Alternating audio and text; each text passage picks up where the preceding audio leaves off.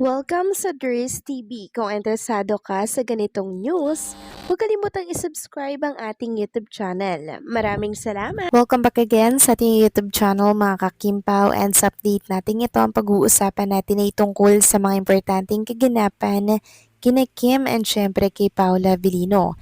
So ang pag-uusapan natin sa update na to ay may kaugnayan po sa isang post ngayong gabi mga kakimpaw na siyang kinabulabog ng buong bansa dahil may kaugnayan daw ito kay Kim and kay Paolo Avellino.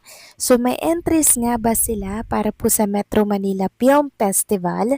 Sobrang nagwala po sa saya ngayon mga kakimpaw ang mga Kimpaw fans dahil sa balitang ito. Naku, grabe mga kakimpaw. Matutuwa po ang lahat dito. Pero bago natin pag-usapan yan mga kakimpaw, please lang tapusin niyo po hanggang sa dulo ang update nating ito, okay? Pero bago po ang lahat, maraming salamat po sa inyong patuloy na pagsuporta at pagsubaybay sa mga daily update natin. Kaya naman bilang pasasalamat, narito po ang isang napili kong komento patungkol ito sa naging previous update. Mula ito kay Ginang Norma Cole. Sabi niya, wala kang kasalanan Kimi, wag mong gagawin mag-apology. Di yan tama. Ano bang ginawa mo? Wala kang kasalanan. Tama na yung binabash ka. Di ba sila kontento sa ginawa nila?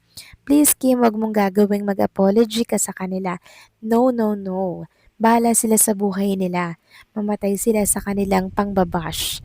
Thanks, Dres. Good night sa inyo. And God bless.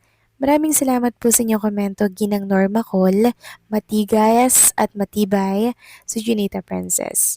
Sa wakas, hindi po siya humingi ng sorry at hindi po siya talaga bumaba. 'Di ba? Kasi alam niya po mga kimpo kung karapat dapat mag-sorry at hindi po.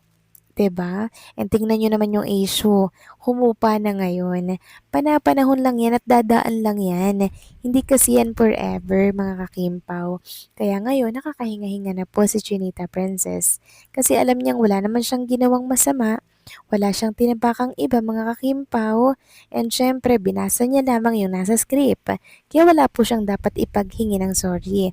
Kung merong hihingi ng sorry dito, yung scriptwriter po at hindi si Kim Chu mga kakimpaw. And also okay na po yan kay Raisa May Dizon kasi binati na po ni Raisa May si Kim Chu. Shoutout daw mga kimpaw. Doon pa lang tapos na po ang issue. Kaya kahit anong gawin ng mga bashers, hindi po sila magtatagumpay dahil sobrang matatag at matibay na si Chinita Princess, ganun din si Paula Vilino. So maraming salamat po sa inyong komento, Ginang Norma Cole. God bless po sa inyo and mabuhay kayo. So, eto na nga pag-usapan na natin mga kakimpaw, mga topic po na nakalap natin sa update na to. At eto na nga, agad-agad nating talakayin ang tungkol dito sa entry ni Kim and Paula Avellino para po sa Metro Manila Film Festival.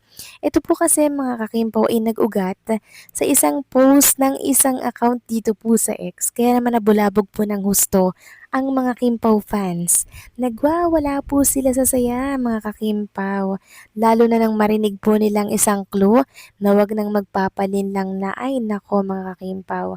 Sobra ang tuwa talaga nila at maghahanda na daw sila ng pambayad pag itong movie na to ay pumasok sa official entry mga kakimpaw kasi top 4 pa lang po yung napipili ngayon eh. 4 pa lang yung napipili. So ayon kasi dito sa isang post po, sobrang bongga ng 4 na movie na nakapasok for MMFF. Pero, yung mga nakita kong script na ipinasa ng ibang producers, ang lalakas din talaga.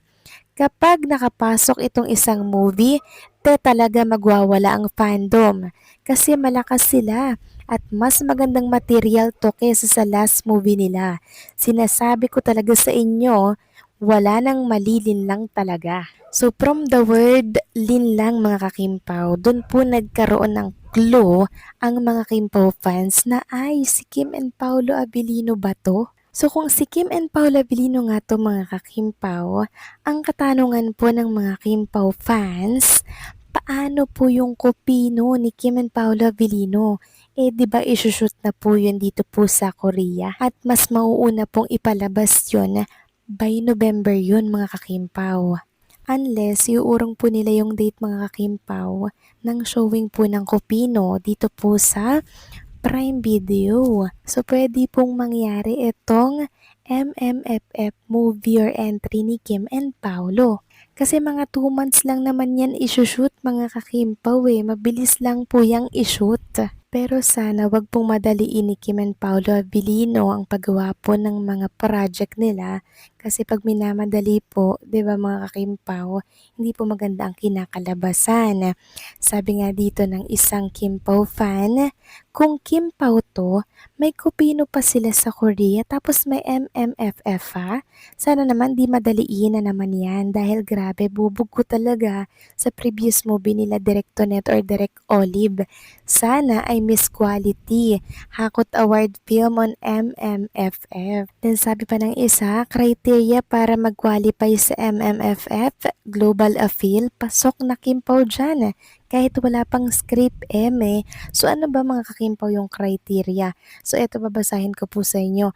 The first 4 entries were chosen based on submitted script MMFF Executive Committee Member Vote Anson Roa Rodrigo explained the criteria from the chosen or for the chosen films, 40% technical and creative merit, 40% commercial value, 10% global appeal, 10% for the infusion of Filipino values. So grabe mga Kimpaw, right after po ng balitang ito nang mabasa ko po, grabe kinilabutan talaga ako mga kakimpaw. Sobrang dami palang project na nakabinben ni Kim and Paolo. So kaya daw ba hindi pa sinisimulan yung Kupino mga kakimpaw? Ayun kasi dito, OMG, kaya ba hindi pa nag-start ang Kupino? So possible nga na ma-adjust po mga kakimpaw etong Kupino kung gagawin po nila yung Metro Manila Film Festival. 'Di ba? So sana nga po si Kim and Paolo yung tinutukoy sa post na to na meron pong isinabmit na entry mga kakimpaw para po sa MMFF. Sana sa second batch po ng entry mapasama tong entry ni Kim and Paolo kung meron man sila mga kakimpaw. Kung sila man nga po ang tinutukoy sa post na to. Nako, kanina nga nabasa ko po yung mga comment ng mga Kimpaw fans. Nabulabog sila sobra. Yung mga nananahimik na Kimpaw fans, napakomment na pag Kimpaw daw itong nasa MMFF, mag-iipon daw sila ngayon pa lang at hahakutin daw po nila ang barangay at yung kanilang mga kakilala para pumanood at sumuporta sa movie ni Kim and Paolo. Naku mga kakimpaw, ipag-pray natin na sana'y totoo po ito dahil talaga namang pinag-uusapan ito ngayon sa mundo po ng social media. Ipag-pray natin na sana makapasok po yung entry ni Kim and Paolo Abilino kung meron man po mga kakimpaw. So kayo ba mga kakimpaw, ano ang reaksyon ninyo dito sa good news na to? Please comment down below.